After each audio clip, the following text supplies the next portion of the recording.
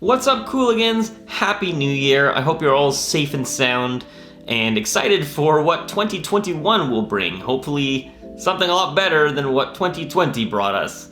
Right now we are in lockdown here in Montreal, probably like a lot of other places in the world. We even have a curfew, so that kind of sucks because people can't stop having parties apparently. A lot of people are looking to create their own content at home, whether it's a vlog or a YouTube channel.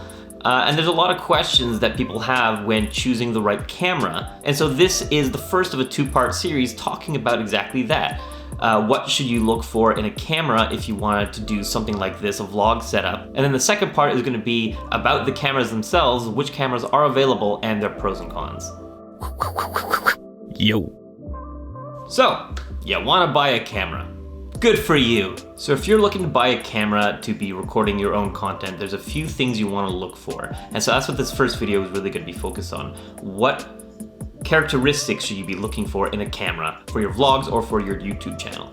In case you're wondering, I'm filming this on the Sony a7S III, which came out in late 2020. So what's the first characteristic you want in a camera for vlogging? Well, first is a flip out screen, which I'm looking at right now. A flip out screen has made my life so much easier when it comes to recording these YouTube videos. I started off recording on the 5D Mark II, which does not have a flip out screen, and so I would often have to attach an external monitor to be able to see what the framing was. Now, flip out screens are becoming more and more common in cameras, and they're really, really helpful, not only just for filming yourself and being able to see that you're staying in frame, but also if you are doing other kinds of filming to be able to rotate it and get low down shots without having to break your back crouching down. The second, and actually arguably the most important thing that your camera should have, is pretty decent autofocus. And so if I move closer or away from the camera, I don't have to worry about being knocked out of focus. If you're gonna be moving around with the camera as well, let's say you're walking around and you're hand holding it, autofocus is really, really imperative. And not all autofocuses are the same. There are some older cameras that have autofocus, or even newer ones, that really have a hard time recognizing what the key subject in the frame is, and so it'll just kind of go boop, boop, boop, boop, boop, and all of a sudden focus on this, and then it'll focus on this, and then it'll focus on that, and then it looks ridiculous. Autofocus is the most important part of a vlog camera. They're getting better and better, so it's maybe just something to watch out for if you're getting an older camera, is looking up reviews of its autofocus. This next point, I already mentioned walking around. Well, if you are going to be walking around with your camera, maybe doing travel vlogs or whatevs, I don't go anywhere ever, so I'm not ever going to do a travel vlog. But if you are, your camera's stabilization is really, really helpful, and that's going to make the difference between a really jittery kind of image that might be a bit nauseating or hard to watch. It'll take that and it's going to smooth it out, right? So the camera is adjusting its sensor to reduce the amount of shake in both your hands and in your walking, in your steps. That might be a feature that you do or do not need depending on if you are doing a lot of traveling. Now, it's not only just the camera that can have stabilization. If you also have a lens that has stabilization, sometimes the lenses themselves can stabilize the image. That is an additional piece of help, but a lot of the times those lenses can be a little bit more expensive. Now, talking about lenses, we definitely want to be able to have a wide-angled look to our vlogs. Now, why is that so helpful? It means that you can keep more of your body in frame, especially if you're hand-holding the camera. Currently, where I'm sitting, there is not a lot of space between myself and the background over here. I'm literally touching the shelf right now. But by having a wider angle, that's helping create some separation between myself and the background. It also means that I can pull the camera closer to me, and because I have my microphone hooked up to the top of my camera, it means that I can bring the microphone closer to my mouth. But what does wide angle have to do with your camera? We're not talking about lenses, we're talking about cameras. Not all camera sensors are the same size. There's something called a full frame or a cropped sensor. What a cropped sensor is going to do is it's going to magnify your image. So if you look up any camera, look up what the crop factor is often what it's called, or the magnification. Then basically what you can do is take that number and multiply it by your focal length. What does that mean? Well, right now I'm shooting on a lens that's set to 20 millimeters, and my camera body is full frame. That means that it looks like a 20 millimeter image. However, if I took that same length, that same 20 millimeter lens, and put it on another camera that had a 1.5 times magnification rate, you take that number, multiply it by the 20, so this would look more like a 30 millimeter lens. It would look something like this. So this would be what it would look like on a cropped sensor.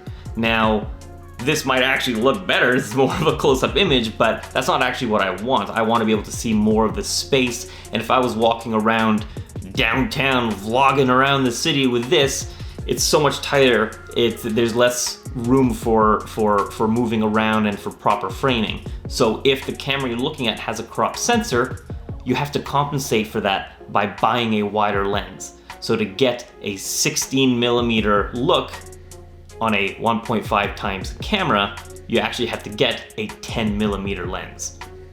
Rounded up. Now all of these specs and more can be found in the description of a camera on a store. I often go to B&H to look up the specs of a camera, even if I'm not planning on buying it from them, because they're often really accurate and really well laid out. Now finally, the last question to ask yourself is, what else are you going to be using this camera for? Is this camera really just something that you're going to be putting up on a tripod and recording videos like this? I had burp there. I luckily suppressed it, but then I brought it up, and so I almost got away with it, but I messed it up. I don't know. Are you just going to be shooting vlog videos like this? Are you going to be shooting videos where you're walking around? Is that all that this camera is meant for? Or are you also using it for another use? Are you also using it for professional photography? Are you also using it for professional videography? Now, of course, as you start to add in those other considerations, the price is going to go up, because then you're no longer finding something that just makes do with what you need it for. It has to have a lot more capabilities and specs to it. For example, I use my camera professionally as well. And so when I was buying a camera, I wanted to make sure it could take really high quality log footage. It could shoot in slow motion. It did have the stabilization built in, and that it had a high bit rate. This camera also shoots in 4K. Do you need 4K? I don't think you need 4K for vlogs, but are you using it for cinematic purposes as well? And you need to take that into consideration. So those are all the questions that you want to consider when you're choosing a camera. You don't have to check off every single box. Maybe you can make do without a flip out screen if it has really good autofocus.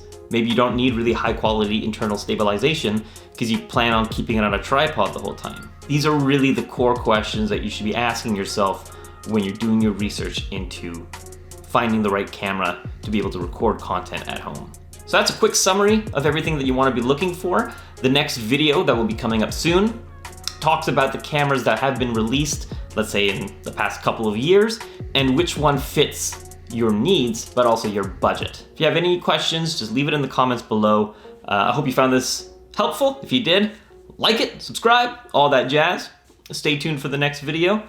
And that's it, that's all. My back hurts because I'm like purposely sitting really straight, because I realized that I framed it that I wouldn't sit like this, it's too much headroom.